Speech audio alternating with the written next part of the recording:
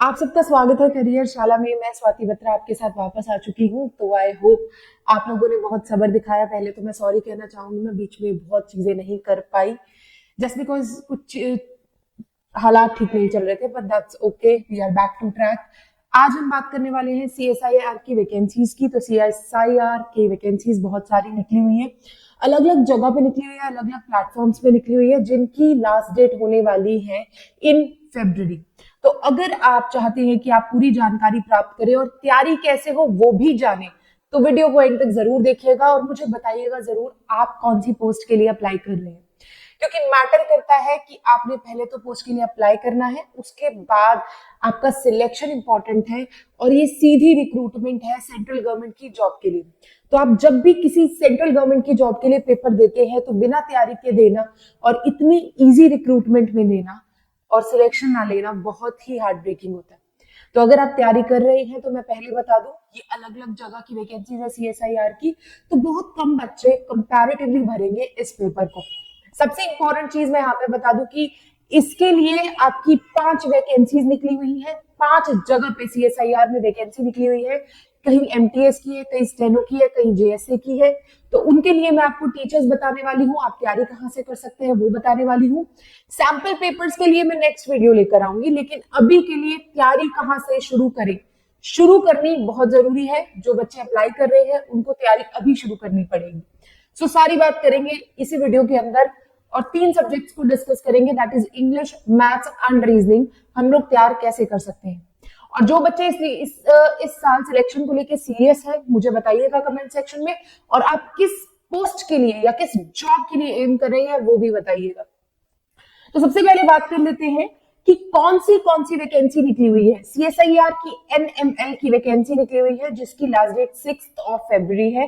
इसके साथ CSIR CDRI की वैकेंसी निकली हुई है, सीएसआईआर सीएलआरआई की वैकेंसी निकली हुई है, सीएसआईआर आईआईटीआर की वैकेंसी निकली हुई है और सीएसआईआर सीएसआईओ की वैकेंसी निकली हुई है। इन सब की जो डेट है that is going to be in February और most of the vacancies MTS की निकली हुई है। तो अगर आपको लगता है कि आपको अप्लाई करना चाहिए तो मेरे हिसाब से कृपा करके इसको अप्लाई कर दीजिए। 500 रुपीज फीस होने वाली है, every general candidate has to pay that. SC ST के लिए फीस निल होने वाली है।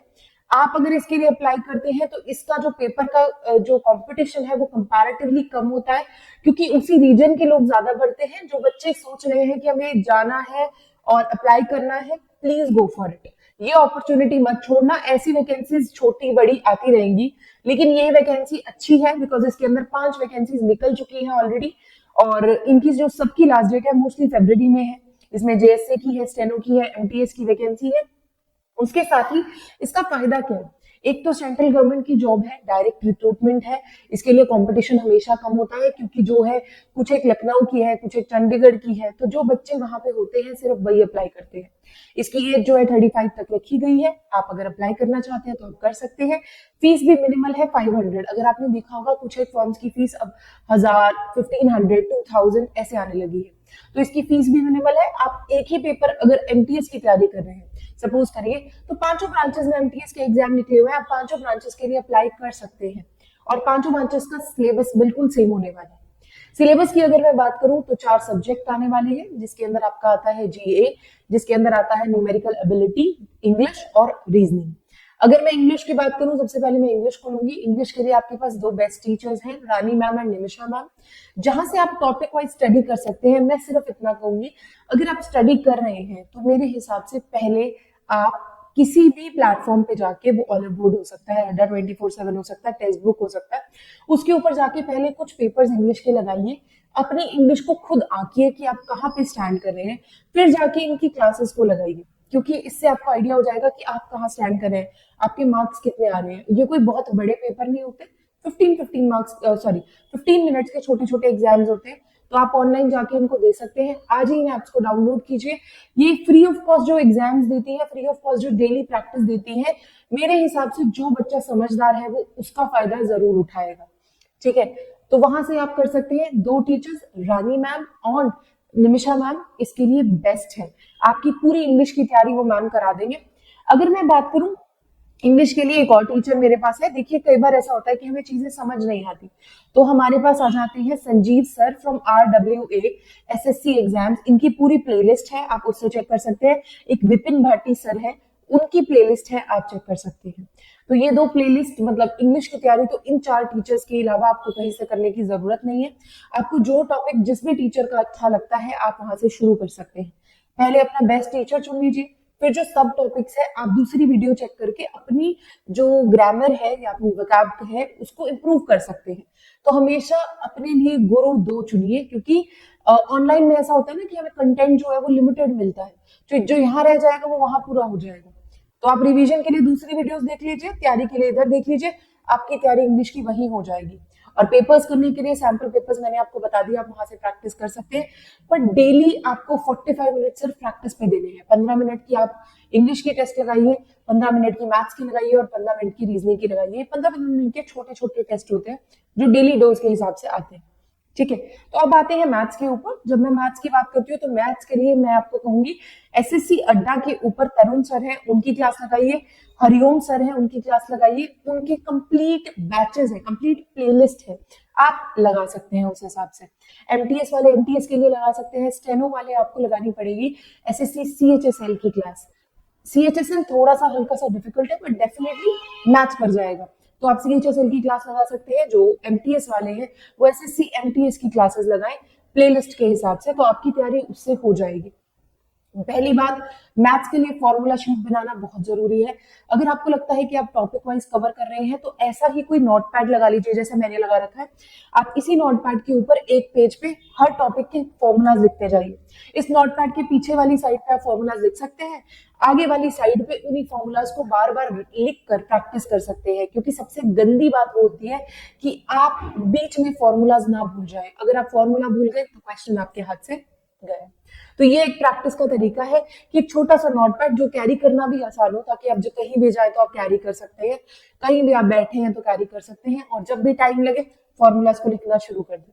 इससे आपको एक फायदा होगा कि आपको बार बार रिविजन के लिए कहीं और नहीं जाना पड़ेगा। दूसरी बात, कंसेप्ट क्लैरिटी। अगर कोई ऐसा क्वेश्चन है जो आपसे नहीं हो रहा है, जैसे आप बार बार अटक रहे हैं, मैं सिंपल सा एग्जांपल दे देती हूँ। रेशियो प्रोपोर्शन का क्वेश्चन आता है, मिल्क वाला, मिल्क एंड वाटर का रेशियो। ठीक है, सपोज करिए आप उसमें अटक रहे हैं, तो आप वैसे ही 5 क्वेश्चन यहाँ पे लिख सकते हैं और उन 5 क्वेश्चन को कम से कम 5 बार प्रैक्टिस कीजिए। मेरी मानिए आपको दोबारा कभी प्रॉब्लम आएगी ही नहीं उस टॉपिक में। और ये करना जरूरी है, क्योंकि जब आप रिवीजन करेंगे, जिन टॉपिक्स में आप अटक रहे थे आप उनको रिवीजन के टाइम पे दोबारा इसी नोटपैड के अंदर देख सकेंगे और आपकी रिवीजन इजी हो जाएगी। Got it. मैं ये छोटी सी बुक इसलिए कह रही हूँ क्योंकि आप कहीं भी कैरी कर सकते हैं। आप कहीं जा भी रहे हैं तो भी आप रास्ते में बैठकर भी तैयारी अपनी कर सकते हैं, ऐसी कोई प्रॉब्लम नहीं होने वाली है, आपका टाइम बच जाएगा। दूसरी चीज मैं रीजनिंग के लिए कहूंगी, तो रीजनिंग के लिए मैं एक चीज कहना चाहूंगी, रीजनिंग आपको कोई टीचर नहीं सिखा सकता, रीजनिंग आपको आपकी प्रैक्टिस सिखा सकती है। अगर आप कहेंगे कि रीजनिंग आपको कोई टीचर सिखाएगा तो वो क्वेश्चन करके आपको दे देगा, लेकिन आपको अपनी मेंटल एबिलिटी बढ़ानी पड़ेगी, आपको थोड़ा सा उस पर काम करना पड़ेगा, क्योंकि रीजनिंग एक ऐसा सब्जेक्ट है जहां पे आपकी कॉमन सेंस बहुत मैटर करती है। तो अगर आप किसी भी टॉपिक को कर रहे हैं, मैं अपनी भी बात बता रही हूँ, मैंने रीजनिंग में फुल ऑन फुल स्कोर किए हैं। तो जब आप रीजनिंग की बात करते हैं, रीजनिंग सिर्फ और सिर्फ कॉमन सेंस पे डिपेंड करता है। अगर आपको कोई टॉपिक करना है, आप 10-15 क्वेश्चन देखिए, उस टॉपिक को करिए, फिर उसके क्वेश्चंस किसी और बुक से करिए या किसी सैंपल पेपर से या क्विजेस करिए, तब जाके आपको पता लगेगा कि एक्चुअली आपकी रीजनिंग हुई है कि नहीं। सिर्फ वीडियो देख के अगर आप कह रहे हैं कि आपकी रीजनिंग हो गई, तो मैं आपको क्लियरली बता दूं, पेपर के टाइम पे आप ब्लैंक होने वाले हैं एंड उसका कोई सोल्यूशन नहीं होने वाला। सो आई रिक्वेस्ट यू, अपने आप को सीरियसली अभी से लेना शुरू कर दीजिए। आपकी मेहनत आज से होनी चाहिए। अगर आज से मेहनत नहीं कर रहे हैं तो मैं किसी तरह की कोई गारंटी नहीं ले सकती, लेकिन अगर आप आज से मेहनत कर सकते हो, मैं गारंटेड कह सकती हूँ कि 2026 में आपकी नौकरी पक्की है। रीजनिंग की जो आपकी टीचर है वो है स्वप्निल मैम, SSC लैब्स की तरफ से। एक मोरी क्लासेस करके हैं, आप चेक कर सकते हैं, ऑनलाइन आपको मिल जाएंगे, फ्री ऑफ कॉस्ट क्लासेस हैं, यूट्यूब के ऊपर क्लासेस हैं। अब फ्री ऑफ कॉस्ट मटेरियल तो मिल गया, पढ़ेंगे कैसे? पढ़ेंगे, अपना सिलेबस का शीट निकालिए। अगर आपके पास नहीं है तो कमेंट सेक्शन में मेंशन कीजिए कि मैम शीट दो, तो मैं वो शीट आपको टेलीग्राम पे दे दूंगी। आप वो शीट का प्रिंट आउट अपने रूम में लगाइए और टॉपिक वाइज टिक करते जाइए। और एक और चीज याद रखिएगा, जब आप सैंपल पेपर्स देंगे तो आपने 5 सैंपल पेपर देने, उन 5 सैंपल पेपर को उस शीट के ऊपर जो भी टॉपिक लिखा हुआ है उस वाइज आपने क्या करना है, यहाँ पे रीजनिंग जो भी आपका है, आपने उन सैंपल पेपर्स के मार्क्स को लिखते जाना। इससे आपको क्या होगा, आपको पता लगेगा कि आपके मार्क्स इंप्रूव हो भी रहे हैं कि नहीं। फॉर एग्जाम्पल मैंने कोई सिलॉग्स का टॉपिक किया, तो मैं सिलॉग्स की जब भी क्विजेस लगाऊंगी तो मैं उसके मार्क्स वहां पे लिखते जाऊंगी, तो I will come to know what actually I have done in a month. तो ऐसा करते करते आपको एक खुद के ऊपर कॉन्फिडेंस आ जाएगा, एंड आई रियली वांट कि आपकी जॉब इस साल लग जाए, बिकॉज जैसे जैसे टाइम बढ़ रहा है वैसे वैसे कंपटीशन भी बढ़ रहा है। So all the very best and लगे रहिए। मेरा टेलीग्राम चैनल लाइक कर लीजिएगा, व्हाट्सएप चैनल लाइक कर लीजिएगा, और मैं आपके साथ बनी रहूंगी, आपकी Swati ma'am, always there for you.